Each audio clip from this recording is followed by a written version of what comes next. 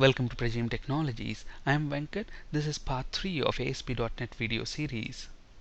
In this session, we'll learn about the stateless nature of HTTP protocol, how a web form is processed, what is Viewstate, and the role of Viewstate in ASP.NET. Finally, we'll look at the primary difference between ASP.NET server controls and HTML controls. Web applications work on HTTP protocol. HTTP protocol is a stateless protocol, meaning it does not retain state between user requests. Let's understand what we mean by the stateless nature of HTTP protocol with an example. I have a simple web application here called Viewstate demo, which has got this web form 1. And if you look at this, I have two controls on this web form, a text box and a button control. Let's flip to the code mode of this web form by right clicking and selecting view code. And if you look at the code, the first thing to notice here is that this web form 1 is actually a class. And along the same lines, on this web form we have got two controls, text box and button control. The declarations for these controls will be in the designer file. So if you flip to the designer file, you should see that there is a declaration for text box control and button control. And if I right click on the text box and say go to definition, look at this. This text box is also a class. So what we need to understand at this point of time is that a web form and all the controls that we usually place on that web form are technically classes, and we know that a class can have objects. With that in mind, let's move on.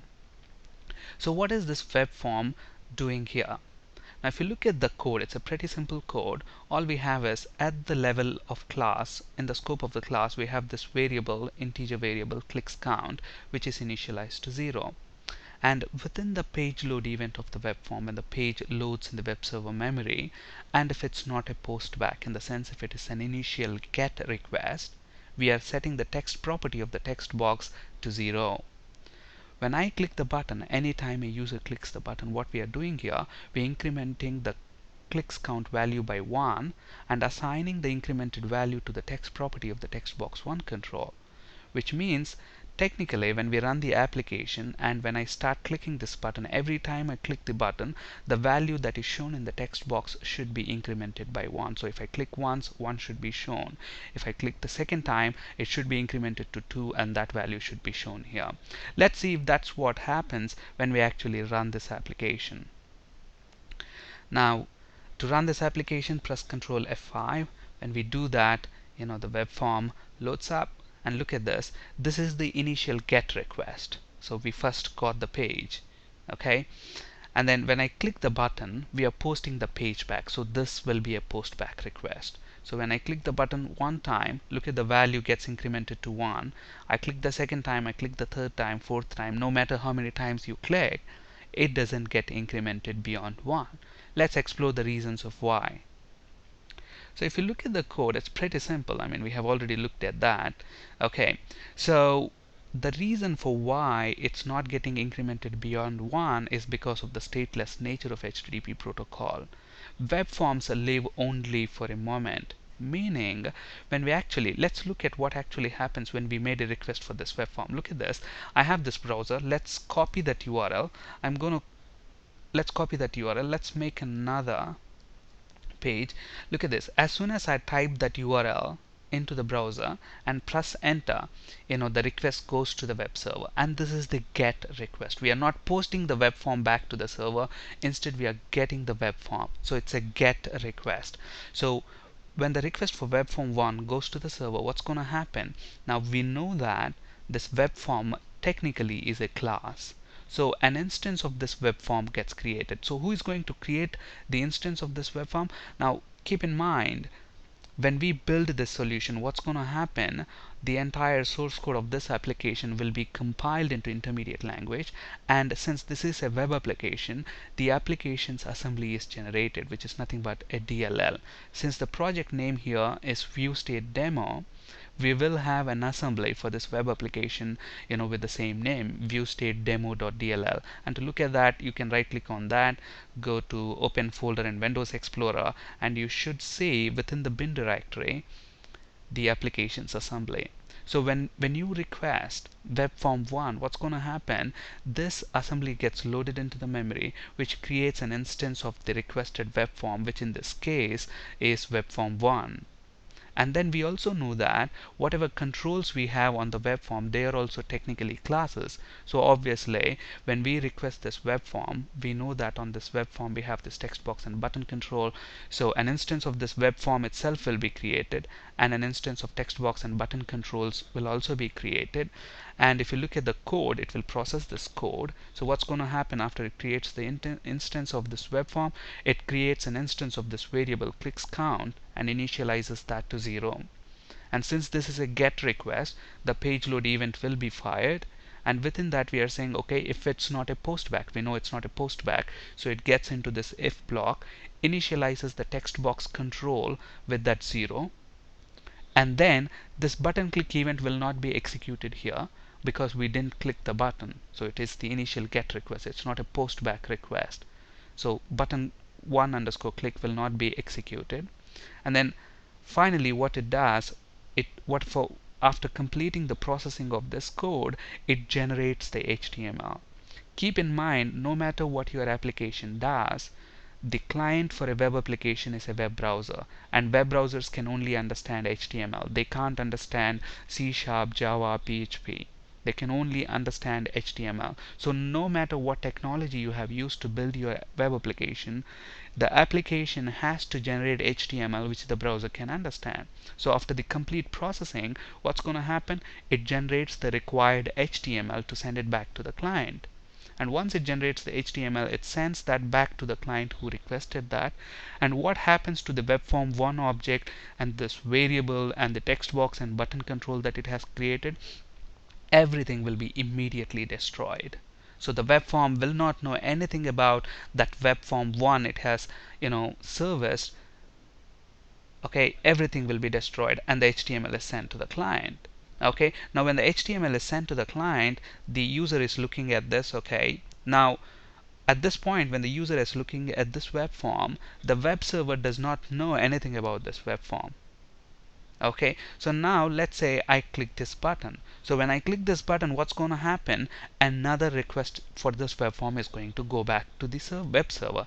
This time, since I'm clicking the button, I'm actually submitting this web form or posting this web form back to the web server. So when I post this web form back to the server, what happens? Let's look at that.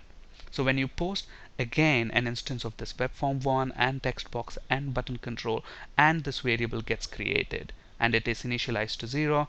This is a page gets loaded, page load event happens, and it's not, if not, is post back. This is a post back event, so this code will not be executed. And then we have clicked the button, we posted the page back by clicking the button, so button click event will also be executed. And at this point we are incrementing the value of clicks count by 1. So clicks count is 0, it increments that by 1, so 0 plus 1 is 1, and we are setting that 1 to the text property of text box 1 control. So at this point it generates the HTML, sends it back to the client, and it immediately destroys that web form again. Okay, so at this point we should see the value of 1. Now if I click it the second time, what happens? The request for the web form goes again to the web server. So another new instance of web form 1, text box control, button control, and this clicks count variable will be created. And look at this.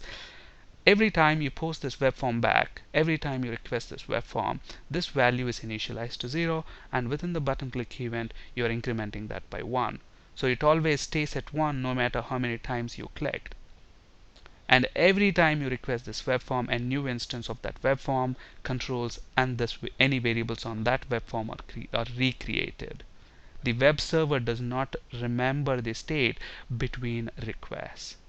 Okay, now to make web server remember the state, in ASP.NET we have a Viewstate field that we can make use of. Let us see how to correct this problem using that Viewstate field. So web form lives barely for a moment. When a request is received, an instance of the request web form is created, and along the same lines an instance of any controls and variables on that web form are created. Events are processed, generates the HTML and posts that back to the client, and the web form is immediately destroyed. So to correct this, I have a variation of code, and it's very simple again. Here clicks count is initialized to 1, and in the page load it's the same code. If not, is post back text, set the text property of text box control to 0. So if it is the initial get request, set the text to 0. And if it's the button click, in the sense if it's a post back event, what we are doing here, look at this check is very important. Now view state of clicks is the name of the variable.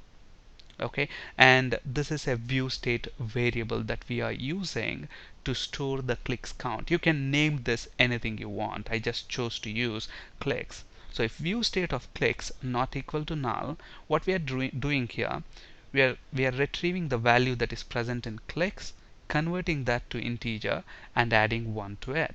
Now why do you need to do this conversion? Because technically in a view state variable you can store anything you want. Simple object, complex object, date, time, anything. Okay, and then look at what we are doing after that. We are incrementing the value of clicks by 1, and we are then converting that to string and assigning that to the text property of the text box control. And finally we are storing that clicks count back in the view state of clicks. Okay, so let's actually see with this code what's going to happen. I have actually typed this and kept it ready so that we don't have to waste time in typing it. So I have this web form 2. If you look at the design, it's exactly same to web form 1, except that in the code behind file, you see this code that you have just seen on the slide. So clicks count is initialized to 0. So when we first request this web form, let's close this. Or you can just simply type the URL of webform2 here. So when I type in webform2.aspx, press enter, we are making the get request for webform2. So that is this one, webform2.aspx. Okay, so when we make a get request for this webform2, what's going to happen? An instance of this webform2 get created, an instance of this variable gets created, which is initialized to 1 here, and then page load gets executed. It is not a post back event, so it comes into this block, and it initializes the text property of the text box 1 control to 0. And then it doesn't execute this button 1 click event because it's not a post back. It generates the HTML, sends it back to the client, destroys this web form immediately. Okay, and that's how we see this 0 here.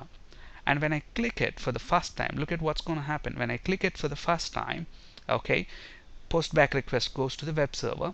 So an instance of this web form 2 gets created. Along the same lines, an instance of all the variables and controls on the web form. So clicks count gets initialized to 1. Page load event fires, is not post back, so this is a post back, so it will not execute this code. Button 1 click event, it comes here. And look at this, is if view state of clicks not equal to null.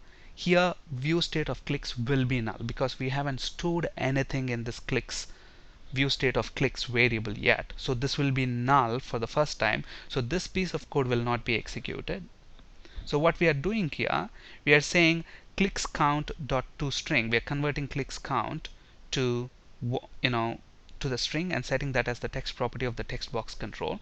So clicks count is 1. So text of the text box is set to 1, and then we are storing that clicks count in this view state variable. Okay, so at this point the text is set to 1. So when we click the button, the value of this text box is set to 1. And it sends the HTML back to the web server and destroys that web form immediately. But remember, we have stored the clicks count in this view state variable. Now what's going to happen, the value is going to travel between the client and web server in the form of a hidden view state field. We'll explore that in a bit. Okay, now we know that in the view state the value at the minute is 1. In this view state of clicks, the value at the moment is 1. So now when I click this button for the second time, look at what's going to happen. The value gets properly incremented as expected to 2. And how is this happening? If I right click on this and say view page source, you should see a hidden field here. underscore view state, and it has some random characters.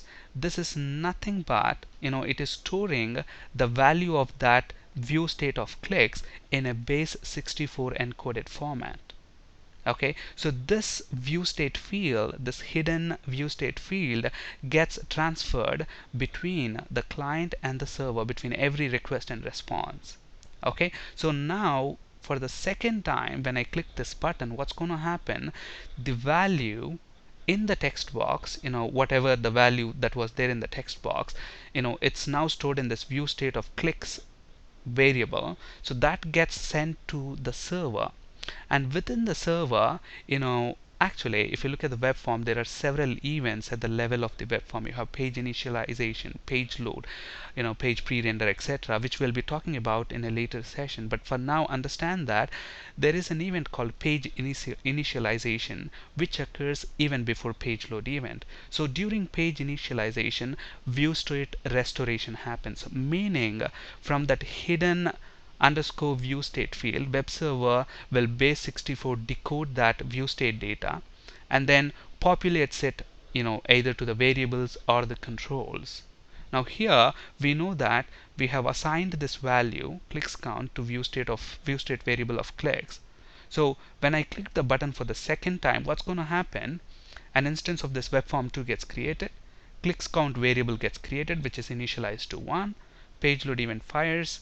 None of this code will be executed because it's a post back. It comes to the button click event, and it now checks, is view state of clicks not equal to null? Yes, it's not equal to null, because remember in the previous request we stored clicks count in that variable, and this field is shuttling between the web server and the client in the form of that hidden field.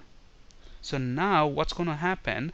It retrieves the value from that clicks, and we know that within clicks variable we have stored 1 in the previous request, and we are converting that to integer, incrementing that by 1, and then we are setting that clicks count to the text box, so it shows 2. And then finally, look at this step is important. You are storing that back in the view state variable again. So this get base 64 encoded and then sent back with the response to the client, and then when the user submits the page, along with the request, the view state field also comes to the server, and on the web server during page initialization, the view state restoration happens, so that this variable will get that original value which was there and then increments it by 1. So this process repeats. So if you want to retain the state of variables used between requests, between postback requests, we can make use of this view state field. Okay, so because of this view state field, it gets incremented correctly as you expect. So click the button now and the value gets incremented every time we click. So how is this possible? It's possible because we are using the view state variable clicks to preserve the data between requests. The view state data travels with every request and response between the client and the web server. And how does it travel? Using that hidden field underscore view state, which is basically base 64 encoded. Now let's look at a slight variation of this example. Now if you look at this, it's a pretty simple example and it's exactly same, except that we have modified, we have got rid of that clicks count variable which was there, and if not is postback textbox1.text is equal to 0, we are initializing the text of the textbox1 control. And in the button click, look at this, what we are doing, we are getting the text that is present in the text box control, converting that to integer and adding 1 to it, and then finally storing that back as the text property of the textbox1 control. And let's see how this works. So I have this web form 3 here, and if you look at the design, it's pretty much the same thing. And if you look at the code, it's exactly what you have seen on the slide. So if not is postback, you are setting the text property of the text box control to 0, and upon the button click, what we are doing, we are taking the text out of the textbox1 control and incrementing that by 1 and assigning that value back to the text property. So now if what we have spoken until now is true, then this should not increment the value, because we know that every time you make a request for this web form, let's run this first. So I have this web form 3. I click this button once, okay, value gets incremented correctly. 2, 3, 4. Now look at this. I am not using any view state field here, but then my text box is retaining its value across postback. So how is this possible? If whatever we have spoken now is true, in the sense every request is treated like a new request, a web form gets created, all the controls on it get created, it shouldn't be incrementing that value, because look at technically what should happen. Now when we request this web form, it creates an instance of this web form 3. It creates an instance of the text box and button control on this web form, and then it initializes the text property to 0 and sends it back. So upon the initial get request, you will see a value of 0 within that text box. And now when you click the button, it's a new request. So a new instance of web form 3 should be created, text box should be created, and it's not a post back, it's a post back, so this will not be executed. And in the button click, actually textbox1.text, it will be an empty string, and you wouldn't be able to convert that to integer. But then here it probably detects there was 0 and it's incrementing to 1, and next time you click it, it gets incremented to 2, and it works. But how is it doing that? Because behind the scenes, all ASP.NET controls by default use this view state to preserve the data across postback. Okay, that's what is the advantage of using this ASP.NET server controls. They use this view state field to retain data across postback. And that's why every time you click this button, the value get properly incremented without we having to use explicitly the view state variables. So upon clicking the button, the value gets incremented correctly as expected. This is possible because textbox1 is an ASP.NET server control that uses viewstate internally to preserve data across postbacks. Because web forms have very short lifetimes, ASP.NET takes special steps to preserve the data entered in the controls on a web form. Data entered in controls is sent with each request and restored to controls in page initialization event. The data in these controls is then available in the page load or button click or page pre-render, any event that basically occurs after page initialization. We will be talking about the events in the page life cycle of a web form in a later session. But understand that all ASP.NET controls, server controls behind the scenes, use view state to preserve their state across postback. And finally, we'll look at the primary difference between an ASP.NET server control and HTML control. And to demonstrate that, I have another web form, and this is a very simple web form again. All I have done is I have typed in this text ASP.NET server control, and I have dragged and dropped this text box. Look at this. If you look at the toolbox, there are several sections within the toolbox. I have standard section, I have HTML section. Now this standard section shows all the standard ASP.NET server controls. So if you look at the text box that we have here, it's from the standard tab, this text box, which is an ASP.NET server control. And on the other hand, if you look at this, this is an HTML control. And where did I get this from? I got this from the HTML tab from the toolbox. So if you look at the HTML tab, I have this input text. This is a standard HTML control. Okay, so this is an ASP.NET server control. That's what the label says. And this is the standard HTML control. Now what I'm going to do is I'm going to run this web form. So when we run this, I get web form 4, and all I'm going to do here is type something into it. Test. Look at this. I'm typing test word into both the controls. And when I click the button, look at what's going to happen. And in this button click event handler, we don't have anything. It simply posts the page back to the server. And look at this. The ASP.NET server control retains its state, but whereas the standard HTML control does not retain state. Why? Because ASP.NET server controls uses view state to retain their state across postback, but HTML controls does not do that.